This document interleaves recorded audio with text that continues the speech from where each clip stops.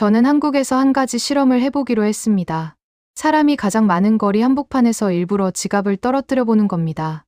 솔직히 1분도 못 버틸 줄 알았습니다. 그런데 5분이 지나도 10분이 지나도 단 한 명도 그 지갑을 가져가지 않았습니다. 그런데 더 이상한 일이 벌어졌습니다. 저는 그때부터 이상하다고 느끼기 시작했습니다. 왜 아무도 손대지 않는 걸까? 그날 저는 한국이라는 나라가 조금 무서워졌습니다. 지갑 하나를 떨어뜨렸을 뿐인데 아무도, 정말 아무도 그걸 가져가지 않았기 때문입니다. 처음엔 운이라고 생각했습니다. 하지만 시간이 지날수록 그 생각이 틀렸다는 걸 알게 됐습니다. 이건 우연이 아니라 이 나라 사람들의 선택이었습니다. 그리고 바로 그날부터 그 실험이 끝난 뒤에도 제 머릿속에서는 같은 장면이 계속 반복되고 있었습니다. 지갑이 떨어져 있었고 사람들은 그것을 분명히 보았습니다. 그런데도 아무도 손대지 않았습니다. 단순히 가져가지 않는 것이 아니라 마치 그 물건이 존재하지 않는 것처럼 지나가는 모습이었습니다. 저는 그 장면이 쉽게 이해되지 않았습니다. 그래서 그 이유를 확인하기 위해 더 많은 사례를 찾아보기 시작했습니다. 그 과정에서 한 소년의 이야기를 듣게 되었습니다. 이름은 루카스 페레이라. 브라질 상위 1% 재벌가의 외아들이었습니다. 부족함 없이 자라왔고 원하는 것은 대부분 손에 넣을 수 있는 환경에서 살아온 아이였습니다. 그런 루카스가 한국에서 돌아온 뒤 전혀 다른 반응을 보이고 있다는 이야기였습니다. 단순한 여행 후기가 아니라 주변 사람들과 계속 충돌을 일으키고 있다는 점이 이상했습니다. 루카스는 한국에서 겪은 일을 반복해서 이야기했습니다. 특별한 사건 하나를 강조하지 않았습니다. 대신 비슷한 장면들이 계속 이어졌다고 말했습니다. 지갑이 떨어졌는데 아무도 가져가지 않았던 장면, 사람들이 서로를 밀어내지 않고 흐름을 유지하던 모습, 그리고 그 모든 것이 너무 자연스럽게 이루어지고 있었다는 점을 반복해서 설명했습니다. 그 설명은 길지 않았지만 한 가지 특징이 있었습니다. 확신이었습니다. 문제는 그 확신이 주변 사람들에게는 전혀 다른 방식으로 받아들여졌다는 것이었습니다. 가족들은 그 말을 이해하지 못했습니다. 오히려 불편하게 느끼기 시작했습니다. 돈과 환경, 교육 모든 것을 갖춘 상태에서 자란 아이가 갑자기 다른 기준을 말하기 시작했기 때문입니다. 특히 한국이 더 앞서 있다는 표현은 단순한 의견이 아니라 지금까지 믿어왔던 기준 자체를 부정하는 말처럼 들렸습니다. 그날 저녁, 가족들이 모두 모인 자리에서 루카스는 같은 말을 다시 꺼냈습니다. 한국에서 본 장면들이 머릿속에서 계속 떠오른다는 것이었습니다. 단순한 경험이 아니라 이해되지 않는 선택들이 반복되었다는 이야기였습니다. 그리고 그 선택들이 결국 한 가지 방향을 가리키고 있었다는 말이었습니다. 그 순간 식탁 위의 분위기가 완전히 달라졌습니다. 대화가 끊겼고 시선이 한 곳으로 모였습니다. 루카스의 아버지가 천천히 고개를 들었습니다. 표정에는 분명한 변화가 있었습니다. 이해하려는 태도가 아니라 받아들일 수 없다는 반응이었습니다. 그리고 곧바로 질문이 이어졌습니다. 지금 무슨 말을 하고 있는지 알고 있냐는 낮게 들린 목소리였습니다. 루카스는 잠시 말을 멈췄습니다. 하지만 시선을 피하지는 않았습니다. 오히려 더 또렷하게 바라보며 같은 말을 반복했습니다. 우리가 알고 있는 기준이 아닐 수도 있다는 말이었습니다. 그리고 그 기준이 실제로 어떻게 작동하는지 직접 봤다는 설명이 이어졌습니다. 그 순간 단순한 의견 충돌이 아니라 가치관의 충돌로 바뀌고 있었습니다. 그날 식사는 끝까지 이어지지 못했습니다. 그리고 바로 그날 이후 이 이야기는 더 이상 한 개인의 경험으로 남지 않게 되었습니다. 주변으로 빠르게 퍼지기 시작했고 결국 더 큰 반응을 만들어내기 시작했습니다. 저는 그 흐름을 보면서 한 가지 생각이 들었습니다. 단순한 착각이나 과장이 아니라면 이건 직접 확인해 볼 가치가 있는 이야기일지도 모른다는 생각이었습니다. 한국에 도착한 직후 저는 일부러 아무것도 하지 않고 주변을 지켜보기로 했습니다. 어떤 나라든 처음 도착했을 때는 그 나라의 가장 자연스러운 모습이 드러난다고 생각했기 때문입니다. 그래서 저는 사람들의 움직임과 반응을 최대한 방해하지 않으면서 그 흐름을 그대로 관찰하려 했습니다. 입국장 앞은 예상대로 사람으로 가득 차 있었습니다. 긴 비행을 마치고 나온 여행객들, 마중을 나온 가족들, 캐리어를 끌고 빠르게 이동하는 사람들까지 서로 다른 방향의 움직임이 겹쳐 있는 공간이었습니다. 이 정도 밀도라면 작은 충돌이 생기는 것이 당연하다고 생각했습니다. 누군가는 짜증을 내고 누군가는 목소리를 높이며 흐름이 순간적으로라도 흔들릴 것이라고 예상했습니다. 그리고 그 순간 사건이 발생했습니다. 한 아이가 캐리어 바퀴에 걸려 중심을 잃었습니다. 몸이 앞으로 쏠리면서 그대로 바닥에 넘어졌고 짧은 울음소리가 터져 나왔습니다. 저는 반사적으로 주변을 바라봤습니다. 이제 곧 누군가가 소리를 지르거나 상황이 급격하게 어수선해질 것이라고 생각했습니다. 하지만 아무 일도 일어나지 않았습니다. 정확히 말하면 제가 알고 있던 방식의 일은 아무것도 일어나지 않았습니다. 대신 전혀 다른 장면이 펼쳐졌습니다. 아이 주변에 있던 사람들이 동시에 한 걸음씩 뒤로 물러났습니다. 누가 먼저 움직였는지 알 수 없을 정도로 자연스러운 반응이었습니다. 지시도 없었고 눈에 보이는 신호도 없었습니다. 그런데 순식간에 아이 주변에 작은 공간이 만들어졌습니다. 사람들은 그 공간을 침범하지 않았습니다. 마치 그 자리가 당연히 비워져야 하는 곳이라는 것을 알고 있는 것처럼 행동했습니다. 그 다음 장면은 더 이상했습니다. 한 사람이 몸을 낮춰 아이를 일으켰습니다. 다른 한 사람은 떨어진 물건을 조용히 주워 모았습니다. 또 다른 사람은 아이가 움직일 수 있도록 주변 동선을 자연스럽게 비워주고 있었습니다. 이 모든 행동이 동시에 그리고 아무 말 없이 이루어지고 있었습니다. 그 과정에서 단 한 번도 큰 목소리가 나오지 않았습니다. 누군가를 탓하는 말도 없었고 상황을 과장하는 반응도 없었습니다. 그저 필요한 행동만 이어지고 있었습니다. 그리고 몇 초 뒤 그 장면은 그대로 끝났습니다. 아이를 둘러싸고 있던 공간은 다시 자연스럽게 닫혔고 사람들은 아무 일도 없었던 것처럼 움직이기 시작했습니다. 줄은 다시 이어졌고 흐름은 단 한 번도 끊긴 적이 없었던 것처럼 유지되고 있었습니다. 저는 그 자리에 잠시 서 있었습니다. 이해가 되지 않았습니다. 이건 단순히 친절한 행동이 아니었습니다. 누군가 착해서 도와준 것이 아니라 그 상황에서 모두가 같은 선택을 하고 있었다는 점이 더 이상하게 느껴졌습니다. 그리고 그 선택이 너무 빠르고 너무 자연스럽게 이루어지고 있다는 것이 납득되지 않았습니다. 저는 그 장면을 머릿속에서 몇 번이나 다시 떠올려 봤습니다. 아이를 본 순간 사람들은 물러났습니다. 누가 말하지 않았는데도 공간이 만들어졌습니다. 누가 시키지 않았는데도 필요한 행동이 이어졌습니다. 그리고 아무 일도 없었던 것처럼 다시 원래의 흐름으로 돌아갔습니다. 그 모든 과정이 너무 정확했습니다. 그 순간 한 가지 생각이 떠올랐습니다. 이건 우연이 아니라는 생각이었습니다. 그리고 만약 이게 우연이 아니라면 저는 지금까지 전혀 다른 기준 위에서 세상을 보고 있었던 것일지도 모른다는 생각이 들었습니다. 공항에서 본 장면이 머릿속에서 쉽게 지워지지 않았습니다. 하지만 저는 그걸 아직 확신으로 받아들이지 않았습니다. 특정한 공간에서 특정한 상황에서만 나타나는 일시적인 반응일 수도 있다고 생각했기 때문입니다. 그래서 저는 더 분명한 방법을 선택했습니다. 사람들이 가장 일상적으로 이용하는 공간에서 같은 흐름이 반복되는지를 직접 확인해 보기로 했습니다. 지하철역으로 들어가는 순간부터 저는 일부러 속도를 늦췄습니다. 사람들의 움직임을 방해하지 않으면서 동시에 그 흐름 안에 들어가고 싶었습니다. 출근 시간대는 아니었지만 역 안은 충분히 복잡했습니다. 서로 다른 방향으로 이동하는 사람들이 끊임없이 오가고 있었고 그 사이를 지나가는 흐름은 빠르게 유지되고 있었습니다. 그런데 이상한 점이 하나 보이기 시작했습니다. 사람들이 움직이는 방식이었습니다. 에스컬레이터 앞에 서 있는 사람들은 자연스럽게 한쪽으로만 정렬되어 있었습니다. 반대쪽은 비어져 있었고 그 공간을 통해 다른 사람들이 빠르게 이동하고 있었습니다. 누가 지시한 것도 아니었고 안내 방송이 나오는 것도 아니었습니다. 그런데도 모든 사람이 같은 기준을 공유하고 있는 것처럼 보였습니다. 저는 그 흐름을 깨보기로 했습니다. 일부러 반대쪽에 멈춰 섰습니다. 사람들이 올라오는 방향을 막는 위치였습니다. 그 순간 저는 한 가지 반응을 예상하고 있었습니다. 누군가 짜증을 내거나 빠르게 지나가려는 사람이 저를 밀어내는 상황이 나올 것이라고 생각했습니다. 그게 제가 익숙하게 봐왔던 반응이었기 때문입니다. 하지만 아무 일도 일어나지 않았습니다. 누군가 저를 밀어내지도 않았고 목소리를 높이지도 않았습니다. 대신 사람들은 조용히 움직였습니다. 제 앞에서 멈추지 않았습니다. 그저 방향을 바꿨습니다. 저를 피해 옆으로 돌아갔고 다시 원래의 흐름으로 합류했습니다. 그 과정은 너무 자연스러웠습니다. 저를 방해 요소로 인식하면서도 그걸 문제로 만들지 않는 방식이었습니다. 저는 그 자리에 그대로 서 있었습니다. 그리고 그 장면을 계속 지켜봤습니다.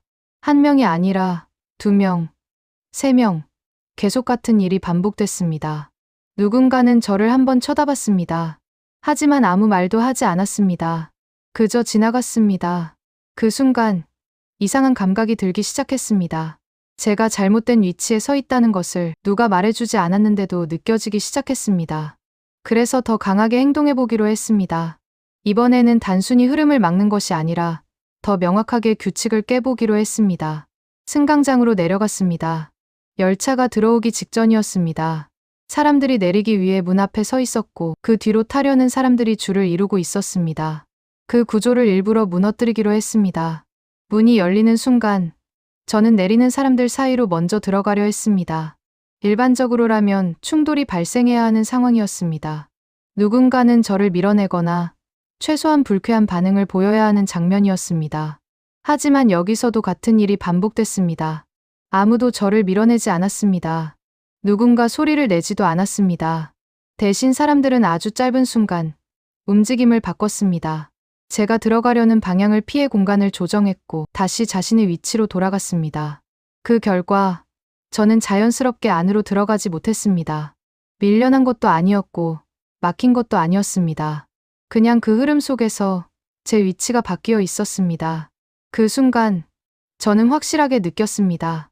이건 단순한 질서가 아니라는 것을, 누군가 강제로 만든 규칙이 아니라는 것을, 그런데도 분명하게 작동하고 있다는 것을, 그리고 그 기준에서 벗어난 사람은 아무 말 없이도 그 흐름에서 밀려나게 된다는 것을. 저는 더 이상 움직이지 못했습니다. 그 자리에 서서 방금까지 있었던 장면을 다시 떠올렸습니다. 공항에서 봤던 아이의 장면과 지금 이 지하철에서의 장면이 하나로 연결되기 시작했습니다. 상황은 달랐습니다. 사람도 달랐습니다. 공간도 완전히 달랐습니다. 그런데 결과는 같았습니다. 누가 시키지 않았는데도 같은 선택이 반복되고 있었습니다. 그 순간 저는 처음으로 인정하기 시작했습니다. 이건 우연이 아니라는 것을, 그리고 이걸 설명할 수 있는 다른 기준이 필요하다는 것을. 지하철에서의 경험 이후 저는 더 이상 이 현상을 우연으로 설명할 수 없다고 느끼기 시작했습니다. 하지만 여전히 한 가지가 남아 있었습니다. 사람들이 왜 그렇게 행동하는지, 그 기준이 실제로 어떤 선택으로 이어지는지를 직접 확인해야 했습니다. 그래서 저는 가장 단순하면서도 명확한 방법을 선택했습니다. 사람들이 가장 많은 곳에서 가장 본능적인 선택이 드러나는 상황을 만들어 보기로 했습니다. 장소는 주말 오후의 번화가였습니다. 사람의 밀도가 높고 서로의 움직임이 빠르게 교차하는 공간이었습니다. 저는 걸음을 늦추며 지갑을 꺼냈습니다. 주변을 한번 확인한 뒤 자연스럽게 손을 풀었습니다. 지갑은 바닥에 떨어졌고 저는 뒤돌아보지 않은 채 그대로 걸음을 이어갔습니다. 이 상황에서 어떤 선택이 이어질지, 그리고 그 선택이 얼마나 빠르게 나타날지를 확인하고 싶었습니다. 몇 걸음 정도 이동했을 때였습니다. 뒤에서 발소리가 들리기 시작했습니다. 처음에는 한 사람이라고 생각했습니다. 하지만 그 소리는 점점 가까워졌고 단순히 지나가는 속도가 아니라 저를 향해 다가오는 움직임이라는 것을 느낄 수 있었습니다. 저는 일부러 속도를 늦추지 않았습니다. 반응을 확인하기 위해 그대로 걸었습니다. 그리고 몇 초 뒤 한 사람이 제 앞을 가로막았습니다. 손에는 제가 떨어뜨린 지갑이 들려 있었습니다. 그 장면은 예상 가능한 결과였습니다. 누군가 지갑을 발견하고 주워서 돌려주는 행동 자체는 특별한 일이 아니라고 생각했습니다. 하지만 저는 여기서 멈추지 않았습니다. 진짜 확인하고 싶었던 것은 그 다음이었습니다. 저는 지갑을 받으면서 바로 열었습니다. 안에 들어있던 현금을 꺼내 손에 쥐었습니다. 그리고 그 사람에게 그대로 건넸습니다. 말은 길게 하지 않았습니다. 감사의 의미라는 것을 전달하는 정도의 짧은 표현이었습니다. 이 상황에서 대부분의 선택은 어느 정도 예상할 수 있었습니다. 잠시 망설이거나 형식적으로라도 거절하는 모습을 보이다가 결국 받아들이는 반응이 일반적이라고 생각했습니다. 하지만 그 사람은 전혀 다른 선택을 했습니다. 그는 제 손을 보지도 않았습니다. 지갑을 건넨 순간 이미 자신의 행동은 끝났다는 듯 자연스럽게 몸을 돌리려는 움직임을 보였습니다. 저는 다시 한번 손을 내밀었습니다. 이번에는 조금 더 분명하게 의미를 전달하려 했습니다. 사례라는 것을 강조했고 이건 당연히 받아야 할 보상이라는 뉘앙스를 담았습니다. 그런데도 반응은 같았습니다. 그는 잠시도 멈추지 않았습니다. 고개를 아주 짧게 저었고 그게 전부였습니다. 말도 없었고 표정의 변화도 거의 없었습니다. 거절이라는 의사를 전달하기 위한 최소한의 움직임만 있었을 뿐이었습니다. 그 짧은 순간이 지나자 그는 그대로 돌아섰습니다. 저는 그 자리에 그대로 서 있었습니다. 손에는 아직도 현금이 들려 있었습니다. 상황이 끝났다는 것을 이해하는데 몇 초가 걸렸습니다. 이건 단순히 돈을 받지 않은 선택이 아니었습니다. 그 선택이 너무 빠르고 너무 자연스러웠다는 점이 더 이상하게 느껴졌습니다. 저는 그 장면을 머릿속에서 다시 떠올려 봤습니다. 지갑을 발견한 순간 그는 망설이지 않았습니다. 주어서 저에게 가져오는 과정에서도 주저함이 없었습니다. 그리고 돈을 건넸을 때도 마찬가지였습니다. 생각할 시간이 없을 정도로 빠르게 그리고 당연하다는 듯 거절했습니다. 그 모든 과정에서 공통적으로 느껴지는 것이 하나 있었습니다. 선택이 아니라 기준처럼 보였다는 점이었습니다. 이 행동을 해야 하는지 고민하는 모습이 아니라 원래 이렇게 해야 한다는 것을 알고 있는 사람처럼 보였습니다. 그 순간 저는 처음으로 확신에 가까운 감정을 느끼기 시작했습니다. 이건 특정한 개인의 성향이 아니라는 생각이었습니다. 공항에서 봤던 장면, 지하철에서 느꼈던 흐름, 그리고 지금 이 행동까지. 서로 다른 상황에서 서로 다른 사람들이 같은 방식으로 반응하고 있었습니다. 누가 시키지 않았는데도 같은 선택이 반복되고 있었습니다. 저는 더 이상 이걸 우연이라고 부를 수 없다고 느꼈습니다. 그리고 그때 한 가지 질문이 머릿속에 떠올랐습니다. 왜 이 사람들은 이런 선택을 당연하게 생각하는 걸까? 왜 가져가지 않는 것이 아니라 돌려주는 것이 기본이 되어 있는 걸까? 저는 그 질문을 끝까지 붙잡고 가기로 했습니다. 지금까지 본 것은 결과일 뿐이었습니다. 이제는 그 이유를 확인해야 할 차례라고 생각했습니다. 지갑을 돌려주고도 아무렇지 않게 돌아서는 그 사람의 모습을 본 뒤 저는 그 자리를 쉽게 떠날 수 없었습니다. 단순히 한 번의 경험으로 끝낼 수 있는 일이 아니라는 생각이 들었기 때문입니다.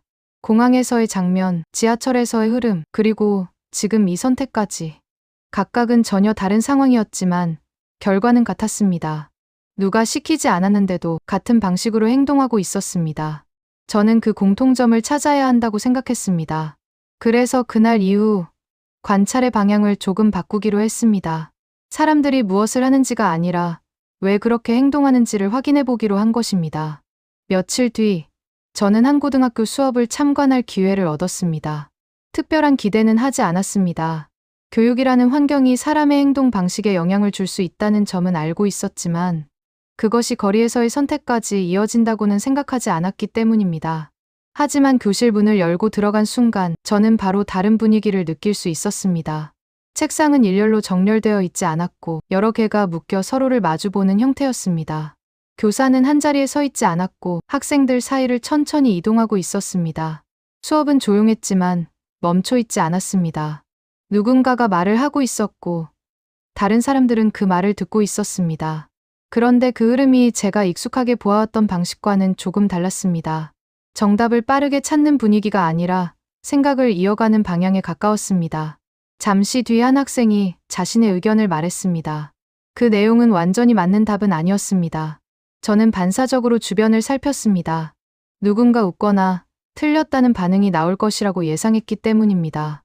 하지만 아무 일도 일어나지 않았습니다. 누구도 웃지 않았고 누구도 그 학생을 바라보며 반응하지 않았습니다. 대신 교사가 그 말을 그대로 받아 이어갔습니다.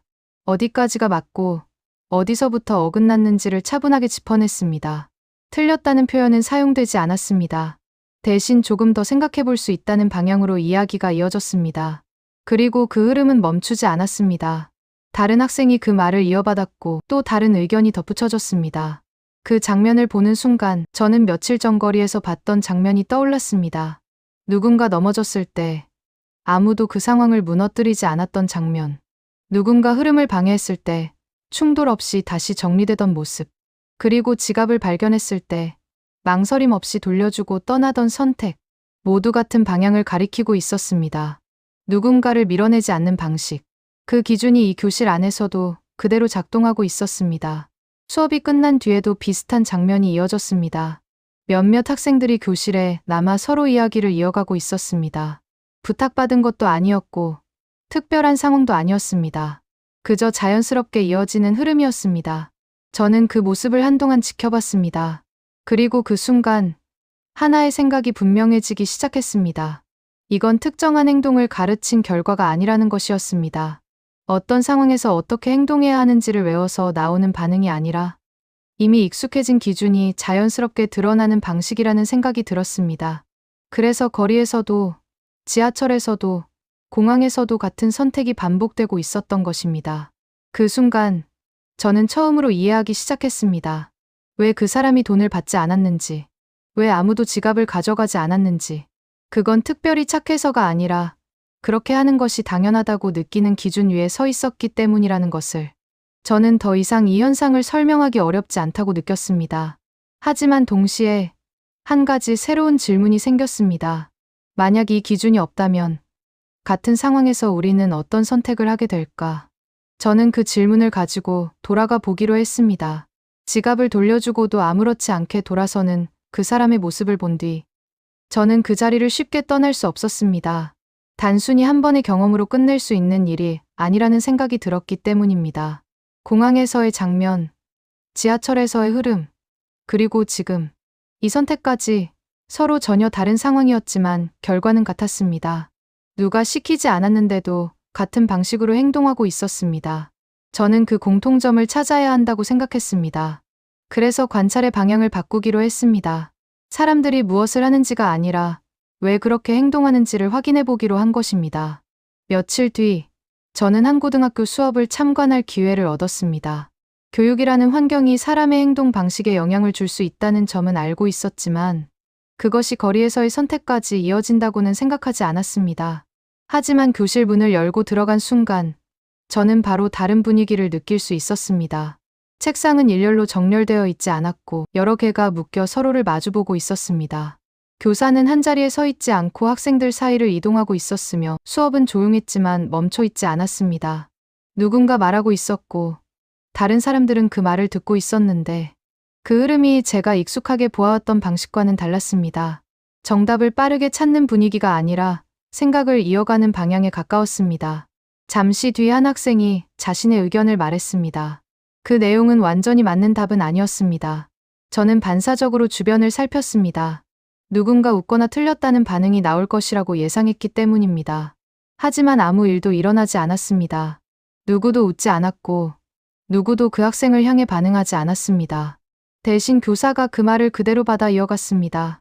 어디까지가 맞고 어디서부터 어긋났는지를 차분하게 짚어냈고 틀렸다는 표현은 사용되지 않았습니다. 대신 조금 더 생각해 볼 수 있다는 방향으로 이야기가 이어졌습니다. 그리고 그 흐름은 멈추지 않았습니다. 다른 학생이 그 말을 이어받았고 또 다른 의견이 자연스럽게 이어졌습니다. 그 장면을 보는 순간 저는 며칠 전 거리에서 봤던 장면이 떠올랐습니다. 누군가 넘어졌을 때 아무도 그 상황을 무너뜨리지 않았던 장면. 누군가 흐름을 방해했을 때 충돌 없이 다시 정리되던 모습. 그리고 지갑을 발견했을 때 망설임 없이 돌려주고 떠나던 선택. 모두 같은 방향을 가리키고 있었습니다. 누군가를 밀어내지 않는 방식. 그 기준이 이 교실 안에서도 그대로 작동하고 있었습니다. 수업이 끝난 뒤에도 비슷한 흐름이 이어졌습니다. 몇몇 학생들이 교실에 남아 서로 이야기를 이어가고 있었고 그것은 부탁받은 것도 아니고 특별한 상황도 아니었습니다. 그저 자연스럽게 이어지는 흐름이었습니다. 저는 그 모습을 한동안 지켜봤습니다. 그리고 그 순간 하나의 생각이 분명해지기 시작했습니다. 이건 특정한 행동을 가르친 결과가 아니라는 것이었습니다. 어떤 상황에서 어떻게 행동해야 하는지를 외워서 나오는 반응이 아니라 이미 익숙해진 기준이 자연스럽게 드러나는 방식이라는 생각이 들었습니다. 그래서 거리에서도, 지하철에서도, 공항에서도 같은 선택이 반복되고 있었던 것입니다. 그 순간 저는 처음으로 이해하기 시작했습니다. 왜 그 사람이 돈을 받지 않았는지, 왜 아무도 지갑을 가져가지 않았는지. 그건 특별히 착해서가 아니라 그렇게 하는 것이 당연하다고 느끼는 기준 위에 서 있었기 때문이라는 것을 저는 더 이상 이 현상을 설명하기 어렵지 않다고 느꼈습니다. 하지만 동시에 한 가지 새로운 질문이 생겼습니다. 만약 이 기준이 없다면 같은 상황에서 우리는 어떤 선택을 하게 될까? 저는 그 질문을 가지고 돌아가 보기로 했습니다. 그 질문을 가지고 브라질로 돌아온 뒤 저는 더 이상 이 경험을 개인적인 감상으로만 남겨둘 수 없다고 느꼈습니다. 실제로 같은 기준을 적용했을 때 어떤 결과가 나오는지를 확인해 보고 싶었습니다. 그래서 가장 작은 단위부터 시작하기로 했습니다. 규모가 크지 않은 교육기관을 선택했고, 기존의 방식 전체를 바꾸기보다는 한 가지 기준만 바꿔보기로 했습니다. 정답을 빠르게 찾는 구조 대신 생각을 끝까지 이어보는 방식으로 방향을 전환하는 것이었습니다. 처음에는 큰 변화가 없을 것이라고 생각했습니다. 단순히 수업 방식이 조금 달라지는 정도로 끝날 것이라고 예상했습니다. 하지만 결과는 전혀 달랐습니다. 수업이 시작되자마자 바로 차이가 드러났습니다. 질문을 던졌을 때 학생들은 쉽게 입을 열지 않았습니다. 정답을 말하는 데에는 익숙했지만 자신의 생각을 설명하는 데에는 익숙하지 않았기 때문이었습니다. 교실 안에는 이전보다 긴 침묵이 흐르기 시작했습니다. 시선은 흔들렸고 누군가는 고개를 숙였으며 누군가는 말을 꺼내려다 멈췄습니다. 틀릴 수 있다는 불안이 먼저 드러나는 분위기였습니다. 교사들 역시 당황한 모습이었습니다. 수업의 속도가 눈에 띄게 느려졌고 흐름이 끊기는 것처럼 느껴졌습니다. 기존의 방식에서는 빠르게 이어지던 장면들이 여기에서는 멈춰 있는 것처럼 보였습니다. 며칠이 지나면서 불만이 쌓이기 시작했습니다. 결과가 바로 나오지 않는다는 점이 가장 큰 문제로 지적되었습니다. 학생들은 답을 찾지 못한 채 시간이 지나가는 것에 불안해했고, 교사들은 수업의 효율이 떨어진다고 판단했습니다. 일부는 이 방식이 잘못된 시도라고 말하기 시작했습니다. 다시 원래의 방식으로 돌아가야 한다는 의견이 점점 더 힘을 얻었습니다. 저는 그 반응을 막지 않았습니다. 오히려 그게 자연스럽다고 생각했습니다. 익숙한 기준이 바뀌는 과정에서 저항이 발생하는 것은 당연한 일이었기 때문입니다. 하지만 그 와중에도 한 가지 장면이 계속 눈에 들어왔습니다. 수업이 끝난 뒤에도 몇몇 학생들이 교실에 남아 있었습니다. 특별한 이유가 있는 것은 아니었습니다. 과제를 제출해야 하는 것도 아니었고, 누군가가 남으라고 지시한 것도 아니었습니다. 그저 이야기를 이어가고 있었습니다. 누군가는 자신의 생각을 다시 정리하고 있었고, 누군가는 그 말을 듣고 있었습니다. 완전히 같은 생각은 아니었지만, 흐름을 끊지 않으려는 움직임이었습니다. 그 장면은 작았지만 분명했습니다. 강요된 행동이 아니라 스스로 이어지는 흐름이었습니다. 그 변화는 눈에 띄게 빠르지 않았습니다. 오히려 대부분의 시간은 여전히 불편하고 느린 상태였습니다. 하지만 분명히 이전과 다른 방향이 만들어지고 있었습니다. 저는 그 흐름을 유지하기로 했습니다. 겉으로 드러나는 속도보다 안에서 만들어지는 기준이 더 중요하다고 판단했기 때문입니다. 시간이 조금 더 지나자 학생들의 반응도 아주 조금씩 달라지기 시작했습니다. 처음에는 말을 꺼내지 못하던 학생들이 짧게라도 자신의 생각을 말하기 시작했습니다. 완벽하지 않았지만 이어지기 시작했다는 점이 중요했습니다. 그날 밤, 저는 혼자 앉아 그동안의 장면들을 하나씩 떠올려 봤습니다. 한국에서 보았던 지갑, 지하철에서의 흐름, 그리고 교실에서 이어지던 생각들까지 서로 다른 장면들이 하나로 이어지기 시작했습니다. 그리고 그 순간 한 가지가 분명해졌습니다. 이건 특정한 행동을 따라하는 문제가 아니라 기준이 바뀌는 문제라는 것이었습니다.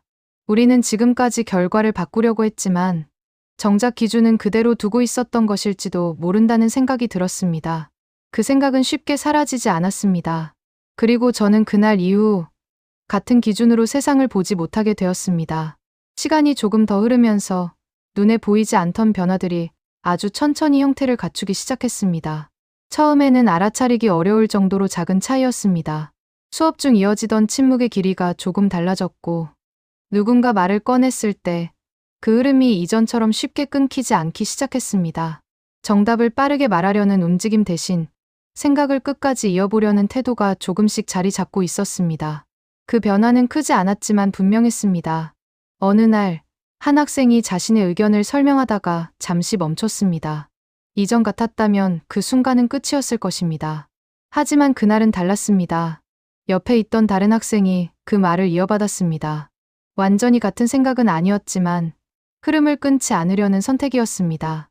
그 장면은 짧았지만 쉽게 지나갈 수 없었습니다. 누군가의 생각이 멈추는 지점에서 끝나는 것이 아니라 다른 사람을 통해 이어지고 있었습니다. 저는 그 모습을 보면서 자연스럽게 한국에서의 장면을 떠올렸습니다.